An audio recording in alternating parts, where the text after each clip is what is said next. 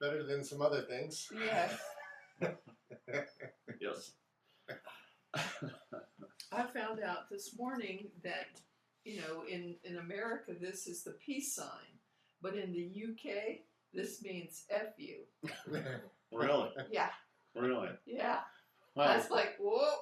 No, it's this way. You have to turn it around. You have to turn it around, yeah. It's yeah. Okay, let's get going.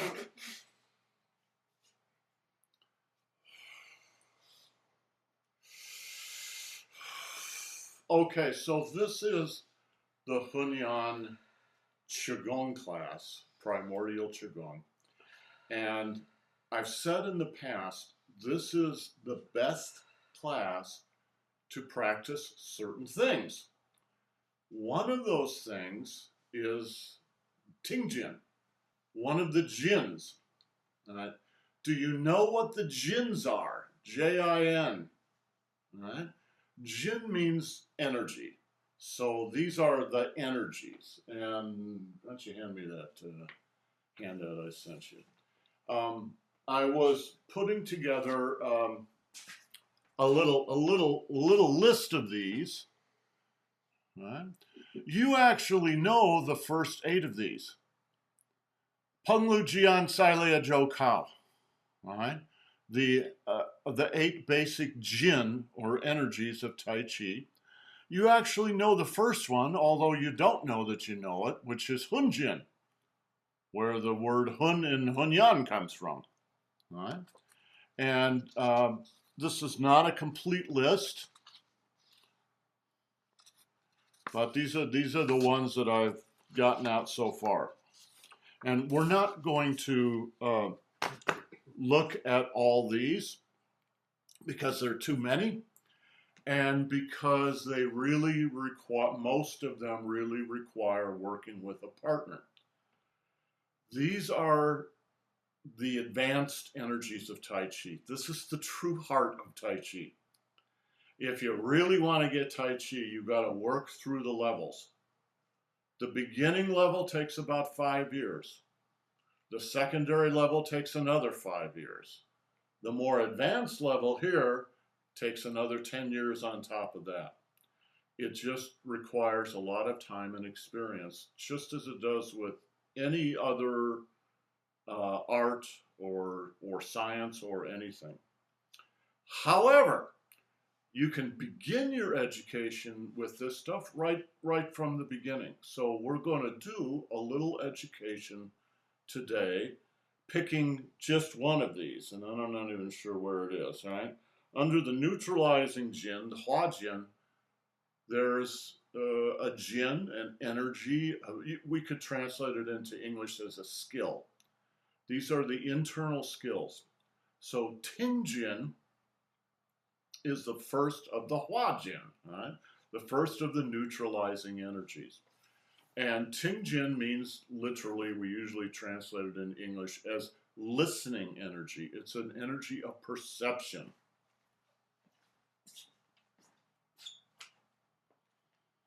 It's paired with another jin called Dongjin. Dongjin means to understand, but you can't understand if you don't first perceive. So this morning we're going to focus a little bit on the perception part of this.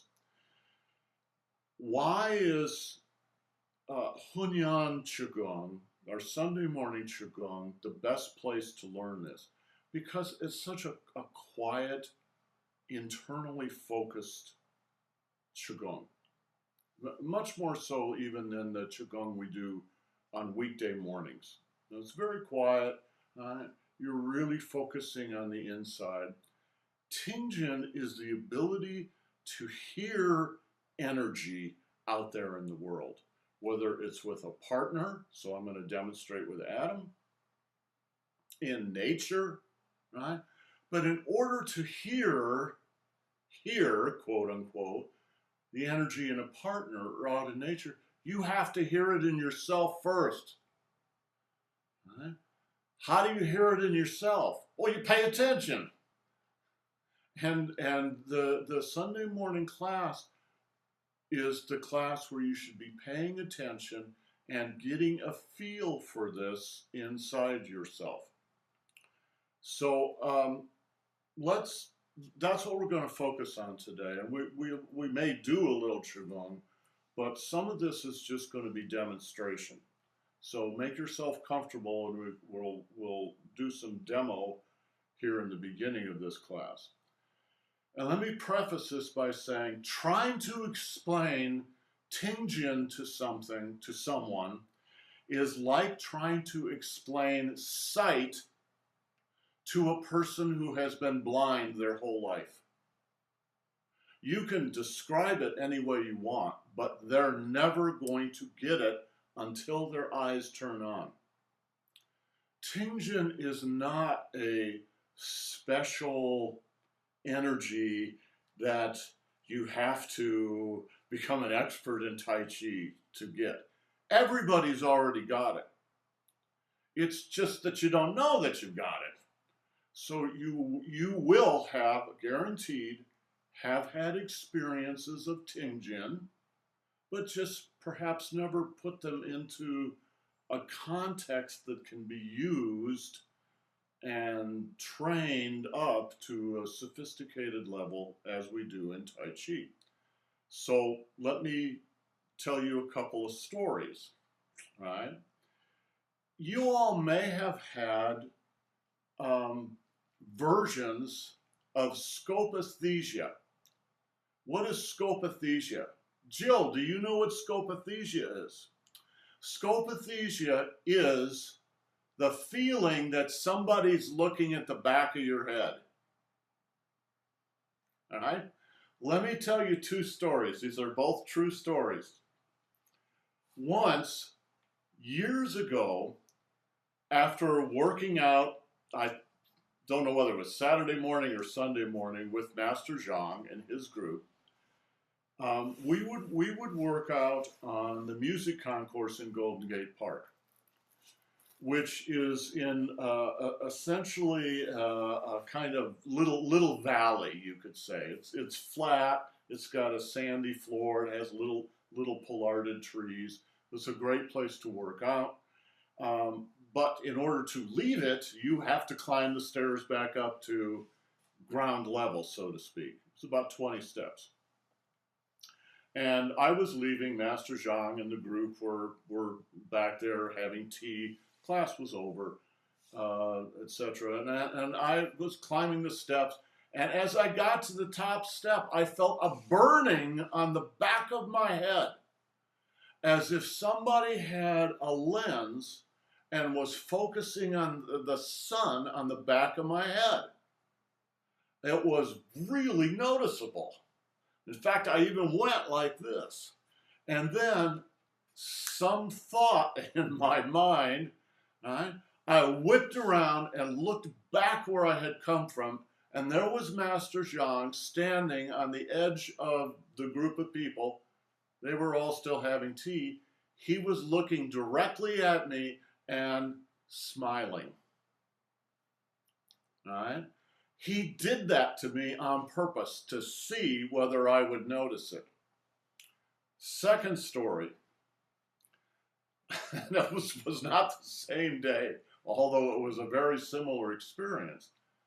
Another day, when I was leaving practice, I was driving down, is it Lincoln Avenue on the south side of the park? Yes. I think it's Lincoln Avenue is the big avenue that runs on Fulton and Lincoln. That runs on the south side of the park, all the way from town down to Ocean Beach. And I would take that street down to 36 or something, and then cut over to our house. And I was driving down that street. It was Sunday morning. There was nobody out there, right? And I was going a little too fast. Oh, I can't believe it. Because I tend to drive a little too fast. And all of a sudden, I had this absolutely clear picture. It literally was formed into words in my brain. There's a cop looking at me. And not 2 seconds later, right? The blue light went on and there was a cop right behind me. Now, I had not seen him because he was parked over on the side and I had just rushed on by him, right?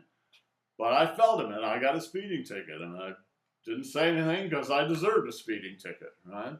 Those are scopaesthesia. The awareness that somebody's looking at you.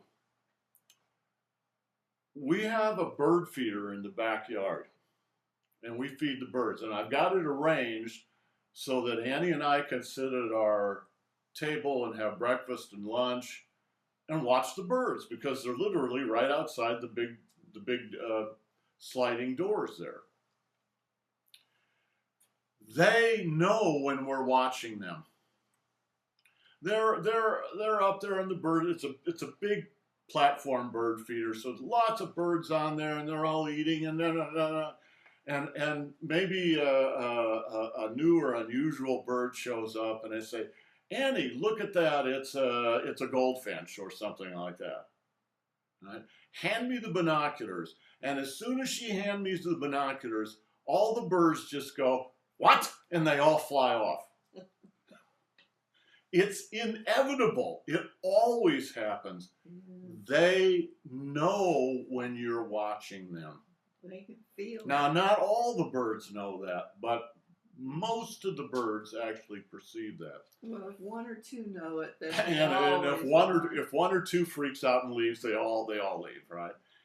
Nevertheless, after you've done this for a year or two with them, you realize they're picking something up. They know when your attention is on them. When your intention and your sight is on them, they're aware of it. That's a version of Tingjin. So I'm going to demonstrate how this works in Tai Chi. So I'm going to ask Adam. Adam and I are going to start a little push hands. And this is a push hands. It's not competitive. It's cooperative. So we're going to be doing some mutual training. This gives you a chance to learn these skills in a non-competitive situation. So rather slow and cooperative, and you can pay a little attention and kind of learn these things. So you guys watch this and then do it with your partners. It's a shame we can't do it over video, but we can't. But you can get the idea and you can train this up. The point of scopaesthesia is I'm not somebody special, trust me, right? That I had these experiences. Everybody has these experiences. It's very common. Jill, did you have something you wanted to say? I was going to say, I know exactly what you're talking about because I had it when I was being targeted by a thief. Wow. Yeah. Yeah. So in this case, maybe a danger. So your natural way to understand things clicked on. Here's the thing though, and this may be true for Jill, and it was certainly true for me. It's not that I didn't know about scopaesthesia. It was some little factoid in the back of my mind somewhere, but it was so deeply buried. But the truth is, it's there in everybody. But it doesn't do you any good if you don't know about it. So then you discover it. Well, okay, that's good, that's interesting. In both cases that I described for you, that was interesting. But again, it doesn't do you much good because you're not riding the horse. The horse is riding you. So in Tai Chi training and Qigong training is about becoming aware of this stuff and then training it up, developing this natural ability that you have to the point where you can actually use it for something. That's what that list is that I showed you. You train all these things up, and it takes years of experience to sort of train these up. What it really is a kind of craft. Yes, there's a science. Yes, there's an art. But the thing that takes time and makes the difference is the craft. If any of you work in any area, like for instance, bookbinding, there is a lot of bookbinding is the craft of it. And the difference between a good craftsperson and one who is perhaps not quite so good is the difference between really good bookbinding and so-so bookbinding, right?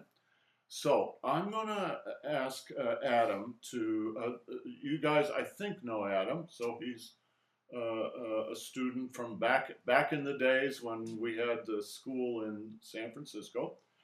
And Adam and Matt and I are going to be doing some advanced training next year. So maybe you can look at this as the first of the advanced training sessions. I'm going to ask him to do a little push hands with me, and then I'm going to ask him to do something. And I'll tell you whether he's doing it or not.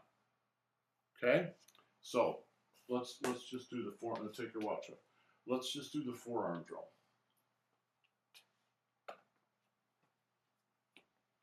All right? Slow.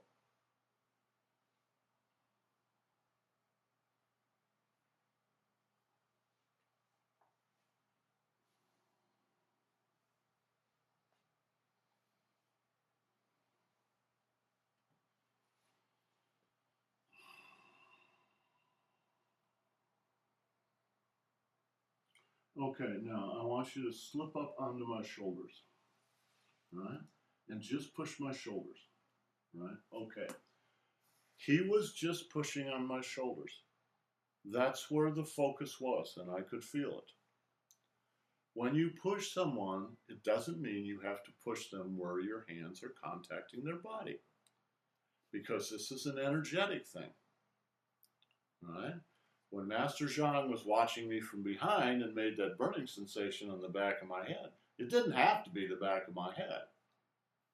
Could have been the middle of my back. It could have been my feet. Depends on where your mind goes.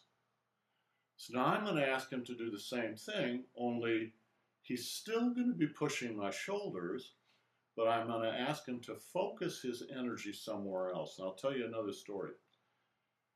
Another true story. You've all heard it before, but you're going to hear it again. Years ago, in class, Master Zhang grabbed me to do an illustration, and it was to illustrate exactly this point.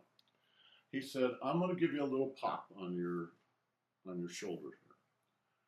I want you to tell me where you want the bruise. Do you want it on this side, or do you want it on this side, or would you rather just have a headache? Right? What was he pointing out? He was pointing out the fact that he could focus, he could aim his energy. Right? So even though he just popped me like that, it wasn't hard. Right? But he could aim that energy here or here or here in the body. Anyone can do that with some training. Okay. I'm going to have Adam do exactly the same thing as he did before, but I'm going to give him a different target when we get there.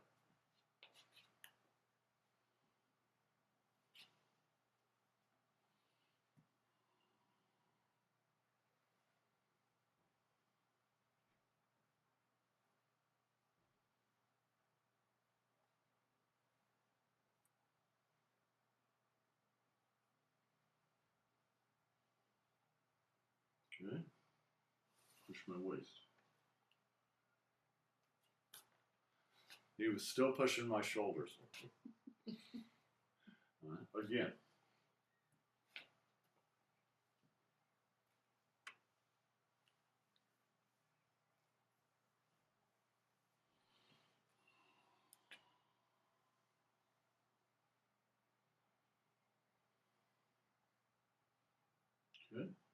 top of my head. Still my shoulders.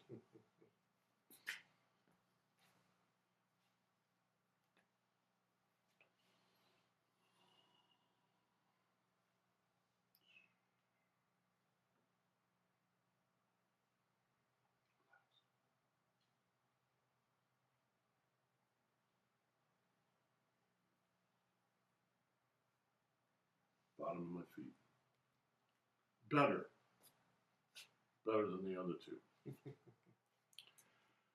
This is exactly what you would expect someone to do the first time they do this. It's exactly what I did the first time I did this. You still largely end up pushing the point of contact because that's what you're used to. You could call it a naive, not meaning anything bad, but just a naive or innocent way of pushing. But you can develop, as he did over the course of 4 pushes. The last one, where he pushed the bottom of my feet, was a little better. Yeah, I actually felt the energy in the bottom of my feet. When you develop Tai Chi as a martial art, you develop that ability to a very sophisticated level. Because even though I'm grabbing his arm, what I am interested in, perhaps, maybe, is disrupting his balance.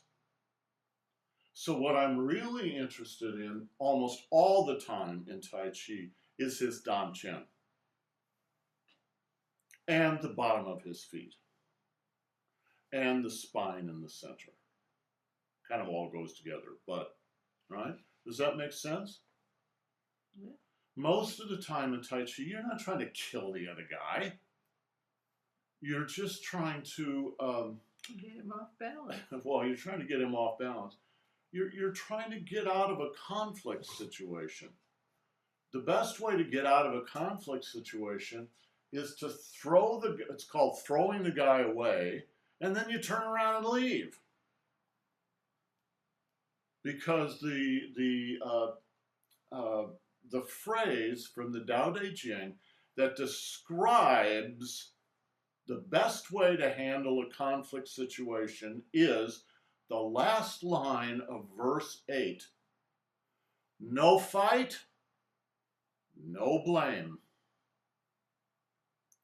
It's not about beating the other guy. It's about defusing a conflict situation. So the ability to, what I was asking Adam to do was perceive his own energy, my energy, my body. The interaction between the two is actually a very sophisticated request for him to do this. But in fact, in the course of 10 minutes, he made some progress. If we were to do this every day for a couple of weeks, he'd get decent at it. And then if you continue to do this with a couple of partners over some months, you can get pretty good at it. So you develop the ability to, quote unquote, hear the energy. Why do they, the word ting in TINGJIN means literally the ear. Ting means the ear. So TINGJIN means the energy of the ear, the ability to hear. Why do they use that metaphor? Because it's non-visual. It's something you feel. You can do it with your eyes closed. In fact, part of the training is to do it with your eyes closed, so that you realize you're not picking this up with your eyes. You're picking it up with something else. When I felt that cop look at me, and 2 seconds later he was on me, what in God's name, what was that? What was that act of perception? That anybody, that happened to me, but it could have happened to anybody. I've heard that story 100 times from people. How are you perceiving that? Oh, it's woo woo. Oh, it's not. It's a very human ability. Animals have it too. That doesn't mean every animal is well trained in it or every animal is good at it, but some animals are really sharp with it. So, what Adam began is the beginning of training in Tingjin. All right, what I was asking him to do was a pretty sophisticated level, but nevertheless, you got to start somewhere. The more basic level to start with is when you do Qigong inside. You have to hear yourself first before you hear other people. The reason he didn't get it the first few times is he wasn't really listening. But he didn't know that. He started to kind of catch on to it as time went on. It's almost impossible to put these things into words. You can only experience them. All right? So part of the training, like I said, is you do this with your eyes closed so that you realize it's not visual. The truth is, it's not really auditory either. That's a metaphor. Maybe proprioceptive would be closer. On the other hand, what was it that perceived the cot behind me, or perceived Master Jean, or what is it the birds are using when they perceive us watching them? Energy body. Well, that's why we call it Tingjin. It's a listening energy. It's a perceptive energy, but we don't really have language for it. Okay, when you do Huanyan Qigong, let's do a little Qigong now. When you do Huanyan Qigong, that's what you should be practicing. All right? Can you feel your hands tingle? Can you feel your weight on the ground? Can you feel your structure in relationship to the structure of the earth?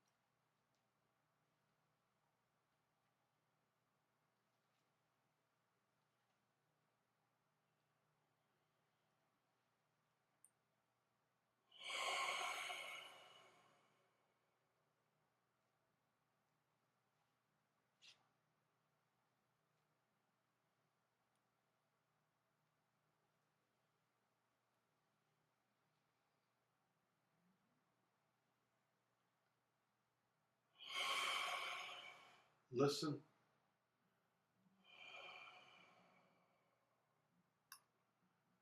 Until that energy drops to the bottom of your feet, keep going with it.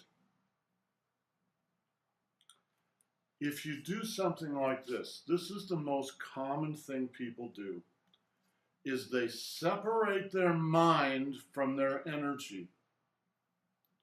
Because your mind is fast. Your energy is probably a lot slower, especially Sunday morning, right?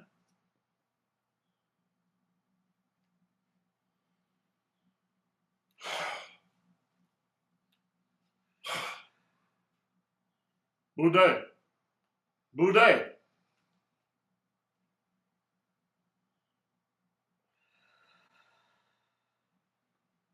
Listen.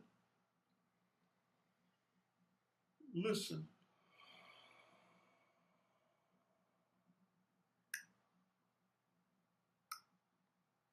When it hits the ground, then move on.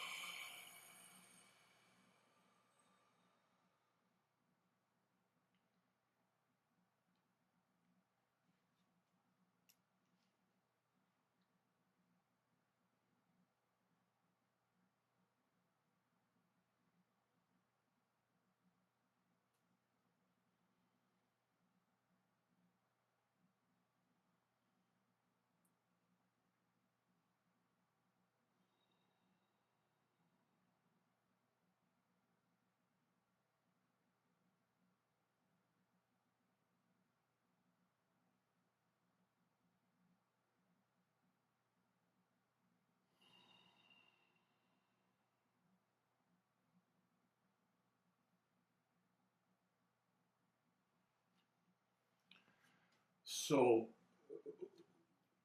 what you're doing in any form of Qigong, but especially in the Sunday morning Qigong, is learning to synchronize your mind and your energy. And well, isn't that always true? Well, no, it's not. It may be true for Simone Biles, but it's not true for most of us mortals. It takes a little work. And there's two major faults that almost everybody falls into.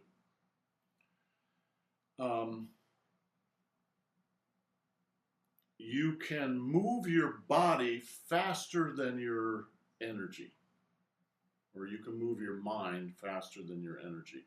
That's called anticipation.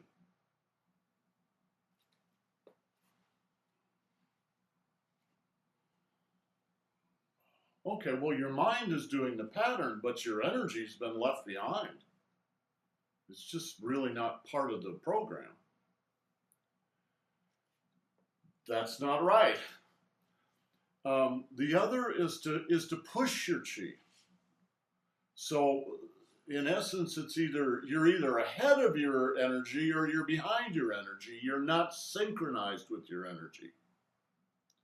So, the major thing that you want to focus on is relaxing into a state of being in synchrony. It's called in Chinese, it's called harmonizing. You're harmonizing the mind and the energy. It's actually very easy. It's the easiest thing in the world, right? But most people don't do it. We're all running around, right? Or we're exhausted and we're just flopped on the couch, or we're busy running around. In either case, you're either way behind or you're way ahead. Synchronizing the mind and the energy is about being in the moment, truly in the moment. And the only way to get there is to relax and is to be aware of it. That's Tingjin, the perception of it. Dongjin, the next level, is to understand it, to be also aware of what you're doing, right? So you're listening to your own energy. My energy this morning is not real fast. Maybe this afternoon it'll be faster, but right now it's relatively slow. So you don't judge it and go, you're too slow, you have to move faster. No, my energy is what it is. So instead, right, you just listen to it and you go with it. You don't push it.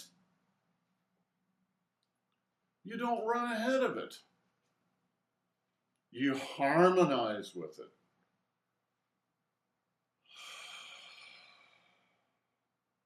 And guess what? When you harmonize with it, that's when you can actually relax. Because there's no strain.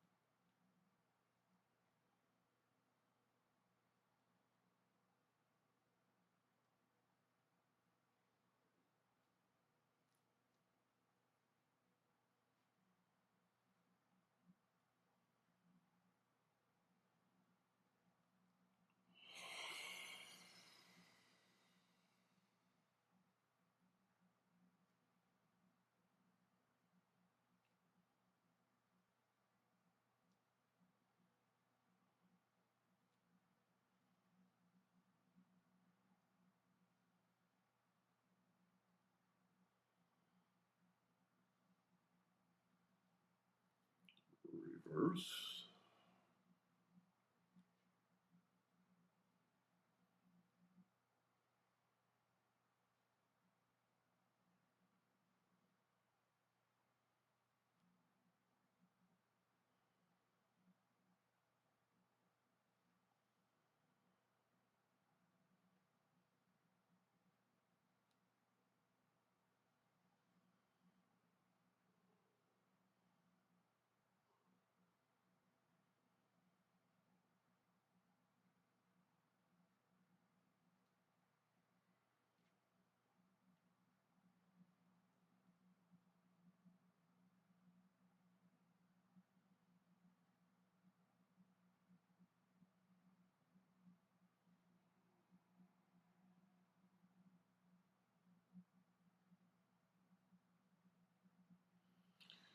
So when you fall into the present moment, it opens the door to all those other jinn, all those other energies. So I'm going to ask Annie to come around here halfway and just stick her hand out like this.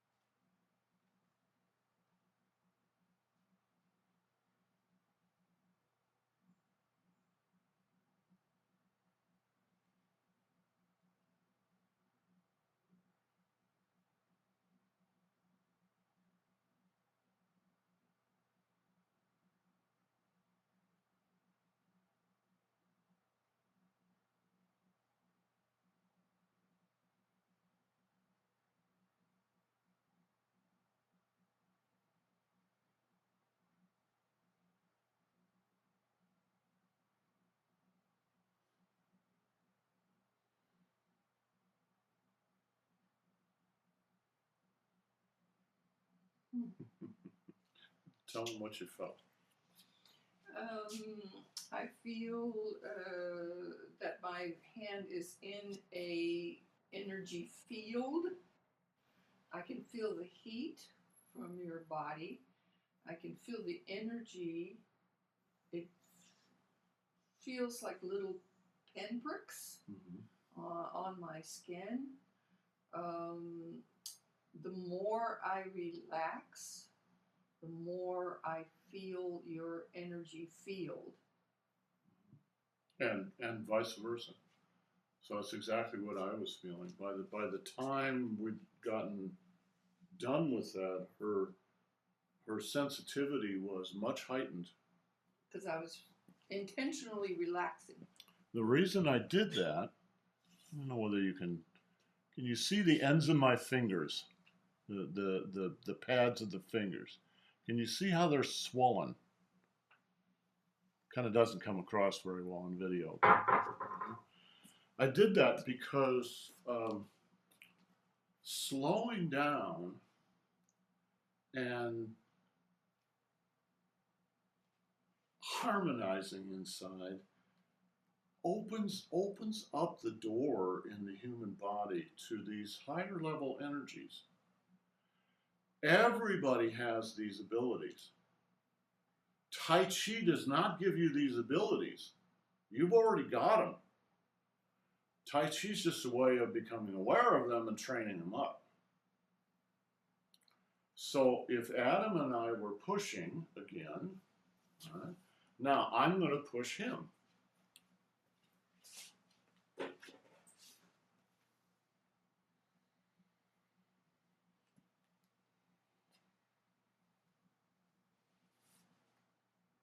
Where's the push?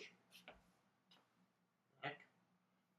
But up here, right?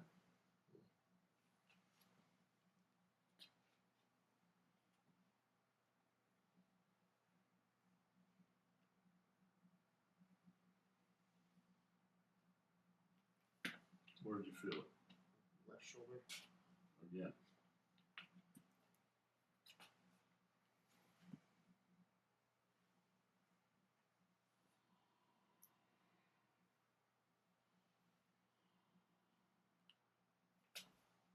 Where'd you feel it? Left hip. Now suppose you were doing one of the more advanced applications in Tai Chi. So suppose I was doing something like this. All right? I'm going to turn his arm up and I'm going to turn his body over.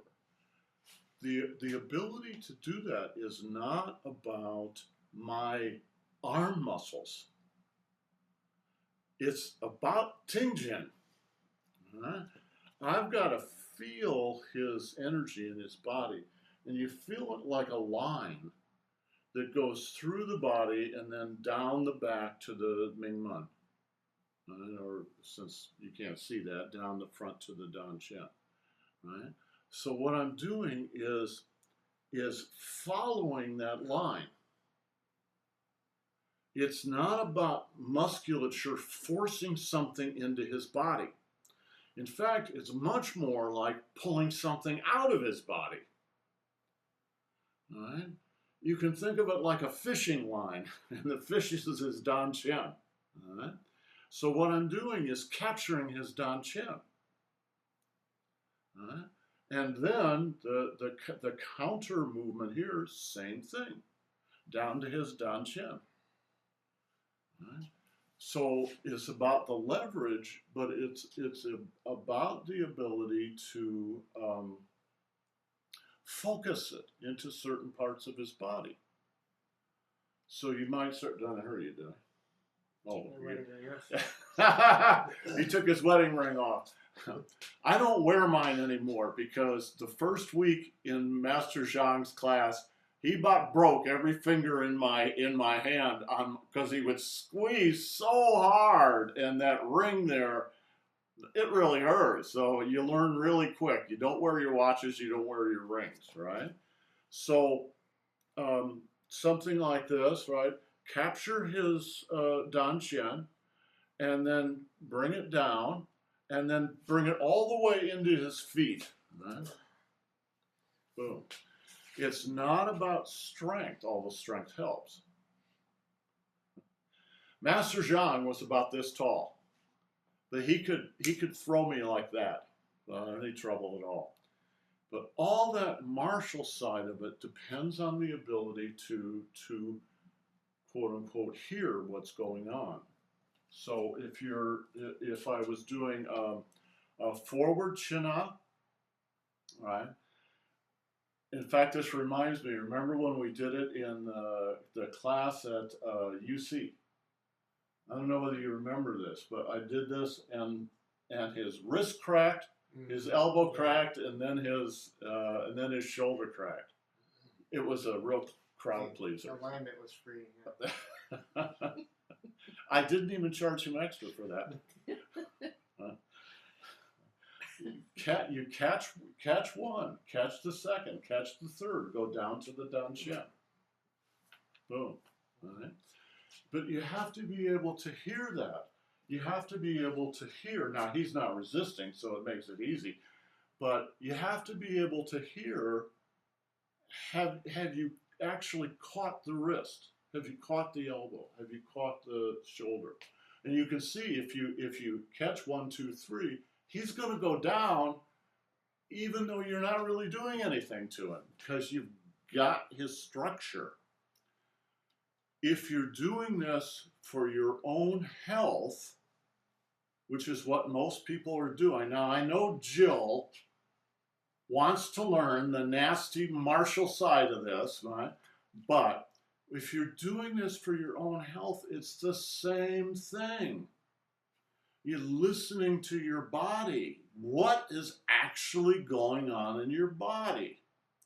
As opposed to pushing your body to do way more than it's ready to do, or else kind of hanging back and not letting it do what it wants to do. Instead, you want to harmonize. At least that's the ideal with it, right? All right, any questions? No questions. Practice this with your partners, right? Practice just pushing and see when you push with someone. You don't even have to push them. Just feel. Can you feel can I feel with your eyes closed? Can you feel his knees? Can you feel his feet? Can you feel his hips? Can you feel his spine? What's happening, right? So suppose he turned his toes out even more, right? Oh, I should be able to feel that.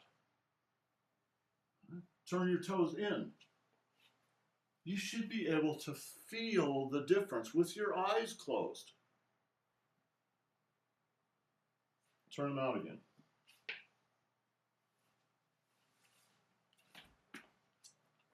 If his toes are turned out, it's called opening the back door. He opens the back door and he falls over this way.